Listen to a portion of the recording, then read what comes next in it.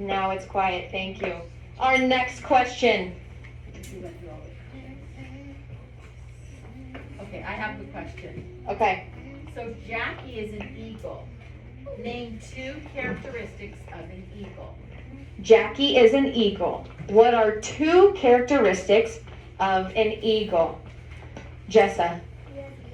He has wings, and what else? What's another characteristic?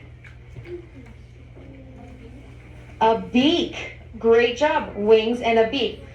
What do his wings allow him to do? Fly. And what does his beak allow him to do, Rowan? Eat. Just like a duck. He can eat, and he is able to stay away from his predators with his beak. Great job. So everyone say 2 characteristics of an eagle are his wings and his beak. And Jessica, what number were you? 3s. All right, that was the last question. And That was our last question. Are the 2s. Number 2. So if Raise your you're hand if you're a 2, so we get you your tickets. Wyatt. What about table 1? Who's a 2 at table 1? Cash, Hunter Bean, and we're going to end the lesson with a quick. You guys did such a great job. You guys did a wonderful job. Everyone, you guys can sit down now. Sit down, please. Janessa, please sit down. Now we are going to watch a little biomimicry video, okay? You guys did a wonderful job. And you're going to see a lot of things in this video that you just reviewed. Yes, we just reviewed a lot, and now we're going to watch this video, okay? Great. Human designers and engineers try to figure out solutions to problems like how can we stick things together and why can't we fly? Often when we're trying to invent solutions, evolution has already solved the problem for us. We just gotta see how Mother Nature did it. Today on Tidyverse, ways we cheated by copying nature.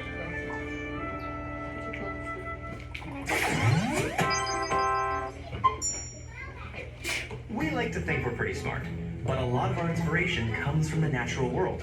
When the human race is struggling with a problem, we can often look at biology to find answers. We call this biomimicry, where human designs copy ones that exist in nature. It's the process of using technology to help us achieve things that plants and animals do naturally. Mother Nature has come up with some pretty cool innovations. Owls can fly in almost total silence, so their prey don't hear them coming. Spiders can set alarms, catch prey, and even sail on the wind by producing strings of some of the world's strongest fibers. And plants have worked out ways to spread their seeds far and wide using the wind, animal fur, and even animal butts. Evolution is the mother of invention. After all, it's been making things for a lot longer than we have. It made our hands and our brains, which is the whole reason we can make anything. But since it didn't give us wings, we had to find a way to copy birds. Leonardo da Vinci studied all kinds of birds while attempting to make his flying machines. The Wright brothers even used pigeons as inspiration for their designs. And if you're getting schooled by a pigeon, maybe you're not as smart as you think. Remember those crafty plants using animal fur to spread their seeds? They do this using burrs with tiny hooks to stick to animals and hitch a ride. When George de Mestral, a Swiss engineer, was out walking his dog one day, a bunch of these burdock burrs got stuck in Doggo's fur. So he popped them under the microscope and was amazed at the ingenuity. This planted the seeds of an idea that would later develop into Velcro. Copying shapes found in nature has given us a lot of great technologies. Humpback whales have bumps along the edges of their fins, helping them reduce drag by a massive 32%. We've been able to apply this to the design of spinning blades like turbines and propellers. One of the most high-profile examples of biomimicry came from the Japanese bullet train, the Shinkansen. When these trains first hit the tracks in the 1960s, they were able to reach speeds of nearly 270 kilometers per hour. But with their high speeds and blunt noses, pressure would build up inside the tunnels, and when they exited, they would create a sonic boom. And that just wouldn't fly in residential areas. Luckily, Eiji Nakatsu was an avid bird watcher. When he redesigned the bullet train, he borrowed shapes from the bird kingdom. Owl feathers that allow them to fly in complete stealth, bellies of Adelie penguins that allow them to swim and slide with ease, and most notably, the beak of the kingfisher that allows them to dive into water without making a splash. The new design allowed the train to go 10% faster, use 15% less power, and exit tunnels without the deafening boom. All around us, we see shapes that the natural world has created. But what about the shapes we don't see?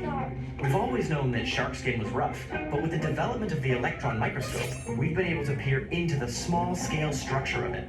It's comprised of tiny overlapping denticles, or little teeth, that actually protect the shark from other unseen predators, microscopic bacteria.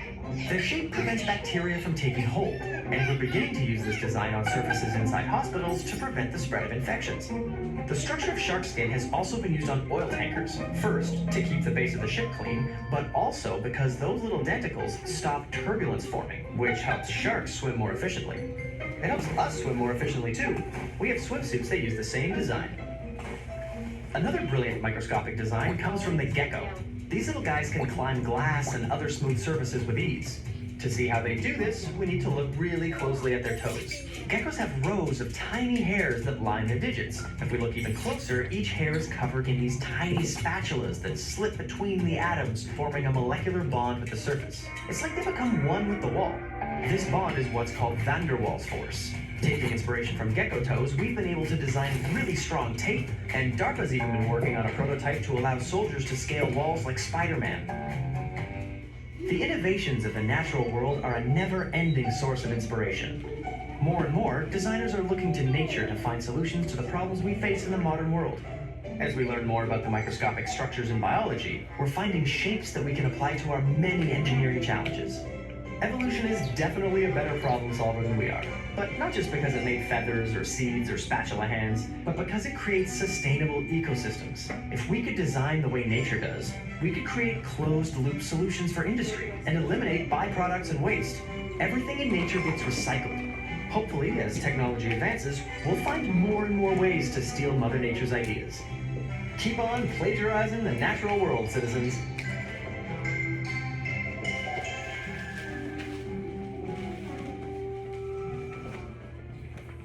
Oh, hey guys. Thanks for watching Biomimicry. Are we watching this? Hey guys, how's it going? Thanks for Lights, please. Lights, please. So, why don't we tell the kids what they're doing tomorrow as part of the wrap up for the lesson? Sawyer, get the lights. Lights, please. And then we will move on to our next activity, which Perfect. is Chromebooks. Perfect. Okay. Who enjoyed that video? Who learned something from that video? Meher, what did you learn from the video?